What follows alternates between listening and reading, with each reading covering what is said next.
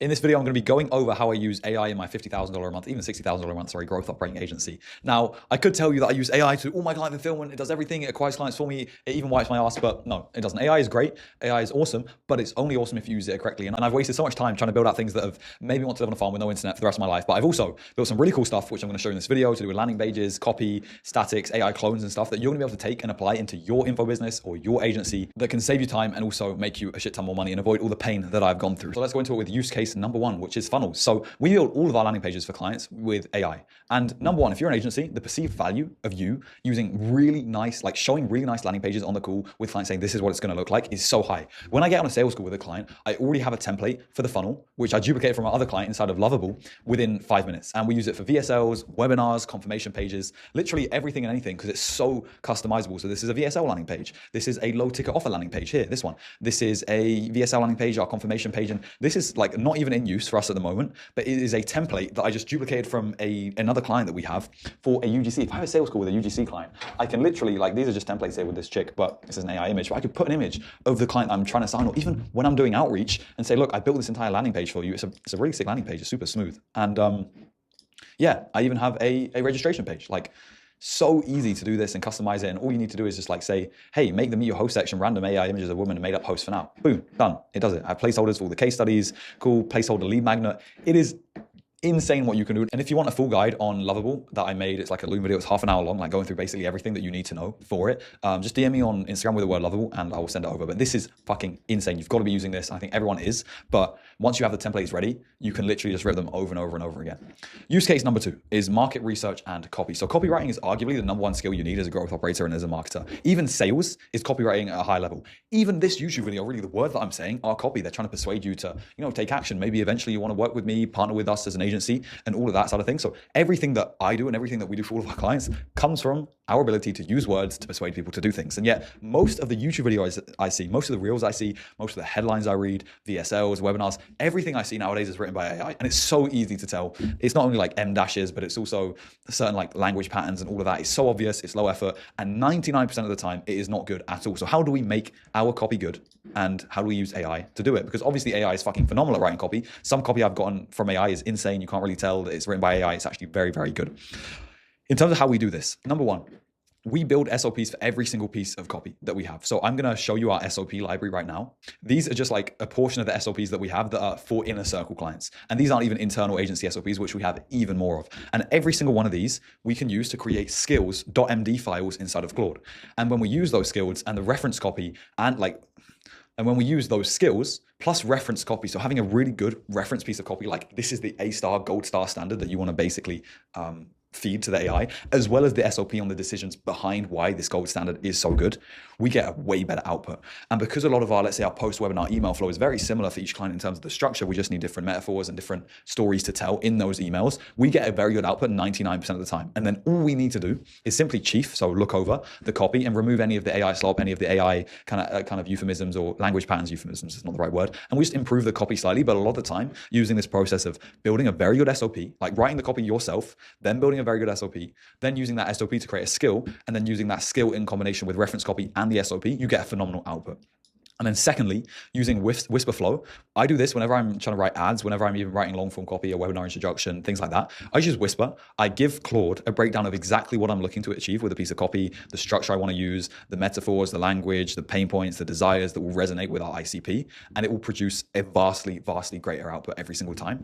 And then thirdly is using a Claude project for each client. And you can actually build like kind of these context files inside of Claude Code on a VPS, but just to keep things simple, you can build a Claude project for each client. And I'll show you what we do, where we just store marketing directives, ICP information, offer information, YouTube video transcripts, sales call transcripts, case study transcripts, and like other copy we've written in the past, so that all of that context for that client sits in one place in a bank. You can even do this inside of Notion and then connect Notion via the connectors thing on Claude and just say, okay, reference this Notion, like use this Notion page as your knowledge bank for this chat, whatever. That's also very useful. We have like a ton of stuff on Claude projects. So just to show you what this looks like. So to show you what this looks like inside of a project for this client, we have a webinar transcript, we have the marketing directive document, we have a ton of interviews, case studies, transcripts, we have YouTube video transcripts on value-based stuff, we have the offer overview, ICP document, brand story like guidelines, brand voice guidelines, niche stuff, all of which we tell the project obviously to access when it is writing copy, so it has all of the necessary context. And the other main thing that you need to use AI for when writing copy is research. I actually think AI is more useful for the research than the writing process itself, especially when it comes to like important pieces of copy like ads and webinars. So what we do for every client is literally make a 26-page plus, 30-page plus marketing directive document with essentially the marketing angles, all of that stuff that we get from current news articles, information around the business opportunity or the offer itself or competitors, all of that side of things, we make into an entire document, which also gets added to that Claude project. And to write good ads and to truly market an offer to the best of your ability, you need to know the audience and the niche and everything about the offer like the palm of your hand. Everyone knows the saying of like Abraham Lincoln, if I had, 6 hours to cut down a tree, I'd spend the first 5 sharpening my axe, whatever it is. It's the same principle when it comes to writing really good copy with AI. So what we do is we get AI to do deep research into all of the pain point struggles in market terminology, current news, current statistics around the offer we're marketing for. And to give you an extremely, extremely basic example, for one of our Amazon FBA offers, we did huge market research and we found that the numbers of sellers on Amazon has been steadily dropping since 2021, which means there's less competition, and that 200 million people in the US have Amazon Prime subscriptions, more than 50% of people. And those are marketing angles that we can use in our webinar, using our ads. And this is just a very, very basic example. Like we have like 20 different statistics and things like this that are aha moments, essentially going like, oh, this might mean that this is a great opportunity for me, that sell the vehicle of Amazon, or that can reinforce that belief in the vehicle of Amazon as a vehicle to financial freedom to our ICP, in our ads, in our VSL, in our webinar. Now, use case number 3 for AI is AI video hooks and statics in your ads. Now, as of May 23rd, 2026, ChatGPT image gen is absolutely insane. It is the best, and you do not need to be very good at prompts to make very good static ads that can get you a lot of money. So literally, this is just from I think yesterday, we got a $6,000 PIF for this offer from this exact static ad. For the Amazon offer that I was just talking about, we make ads like these are made within seconds. Like I'm not going to reveal all the copy for all of them, but it is absolutely crazy what you can do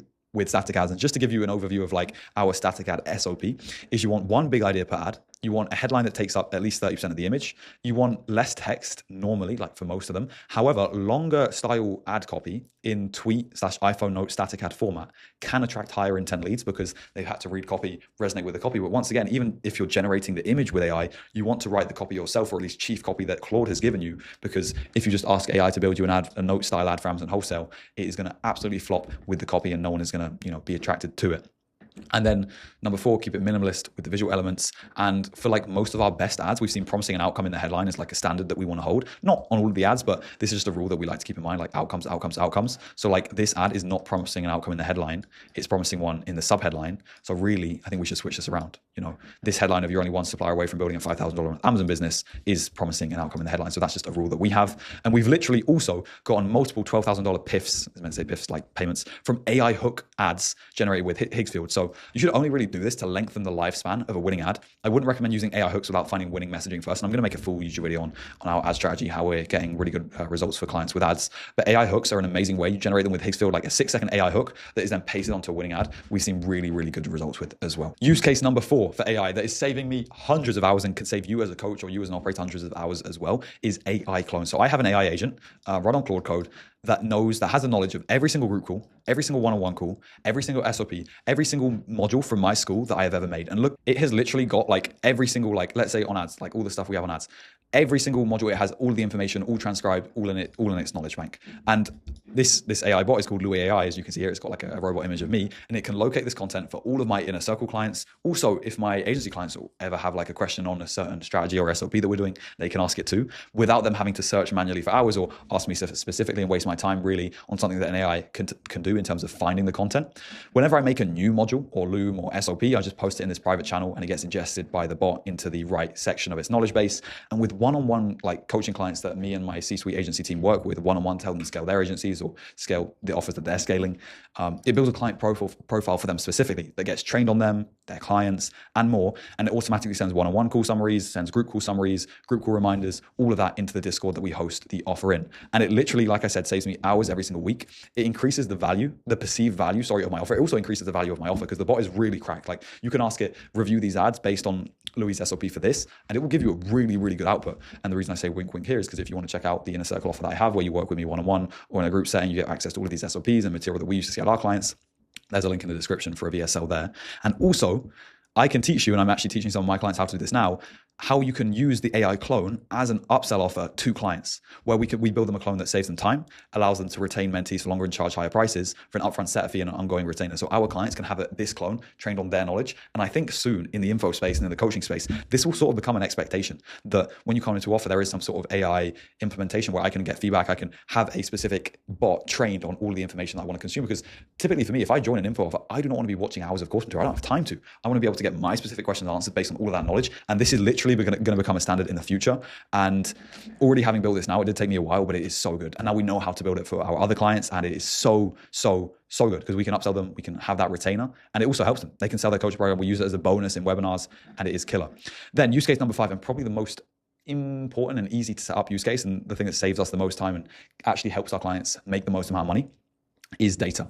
So number 1 is that we have a data reporting agent. This isn't actually the same Louis AI agent. It's just called Louis AI as well. That's my bad. That sends a summary of the day's calls as well as add data for our clients as offers. So you can see here in this headline, like I can see the cash collected, the revenue, the show rate, the close rate, the average call rating, some from the closes, the ad spend, the return on ad spend. I can see our cost per booked call. I can see the show rate today from specifically ad leads. So, okay, wow, our show rate is very under par for ads today. So, what's going on there? Can I look into that? I can see it specifically for the organic performance. I can also see like every single individual closer. How much cash have they done? Is there any call out? Okay, one specific rep, Louis in this case, went 0 for 2 on 3 calls.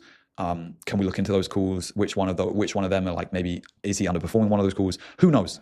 And it is so useful. This pings every single day. It sends an end of week report and an end of month report. This is one for another client that sells kind of a lower ticket offer. Essentially, we can see, okay, we made 2K today. Our ad spend was $500. Great. So we're at 4x return on ad spend, or a 3x return on new cash and a 4x on like revenue that gets collected over time. You can see, okay, we've had 6 calls from the VSL, 50% show, 2 calls from the webinar, 100% show. The DM funnel, wow, okay, 7 calls, but 43% show, 0% close. So we can definitely look into this as a bottleneck. And it will literally call out bottlenecks. It will say, review this, do this. And it is very, very good. It's amazing. Like it's connected to all of our Typeform data, all of our booked call data, all of our payment data.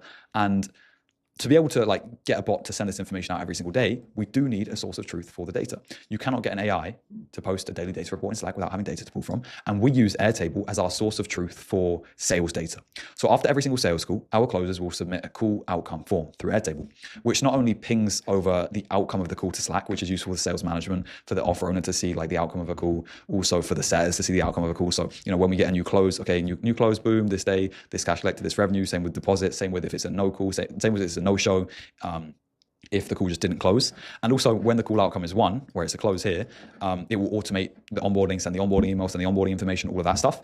But then based on all of these call outcomes, we get to see in a dashboard view inside of Airtable, something like this, where essentially we can see all of the cash collected. We can see, okay, how many calls on the calendar. So how many SRF, how many sales outcome forms have been submitted, how many of those were live calls, how many of them were closed. So what was our show rate and our close rate, our qualified close rate, our cash per booking, our cash per qualified call, our revenue. We can see all of these numbers and we can filter it by closer, setter, ads, campaign, source, content, all of that sort of stuff.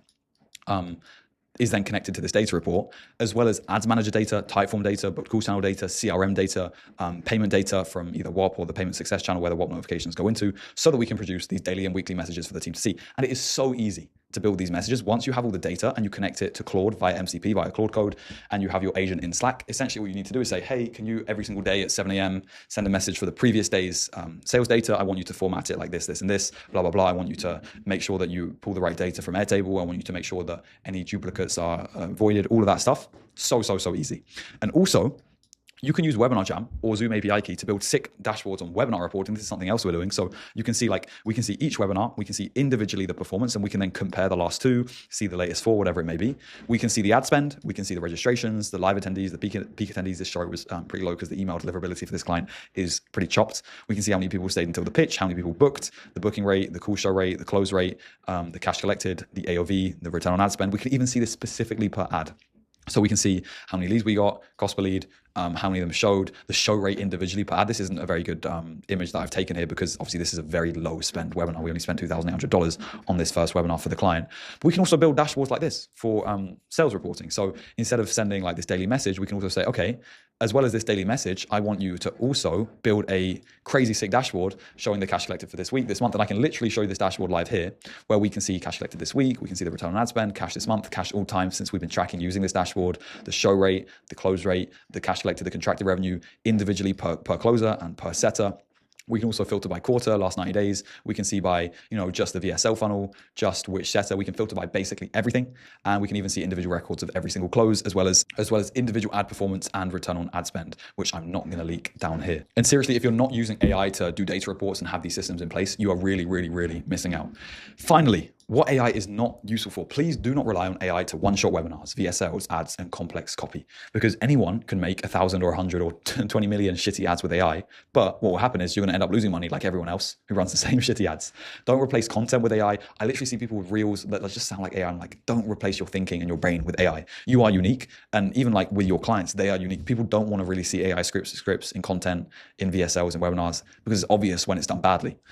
Also, don't spend hours trying to build agents in Claude Code like I did without having the right SOPs, instructions, and actual use cases for the bot. The main thing that's going to drive revenue in your business is booking more calls and closing more calls. So if AI isn't directly helping you do that more at scale or more efficiently, then it's normally not worth putting your time into, and you're probably just avoiding pain on something else that is actually better worth your time. So that's my 2 cents on what AI is not useful for. But I hope that these 5 use cases that I've covered in this video, at least some of you are going to implement at least one of these use cases. And like I said, if you're a coach that wants to partner with our agency and have us come in and do all of this done for you, build out your webinar, build out these AI tracking systems, build out the funnels, the landing pages, even the sales team, then there's a link in the description for you. And if you want to join the inner circle and just consult with us one-on-one and my agency team, once again, we can help you build all of this out. You get all of the SOPs internally. It's going to save you a bunch of time in using AI because you have all of the SOPs and have our help to do so. Then there's also a link for that in the description. And if not, take care and thank you for watching.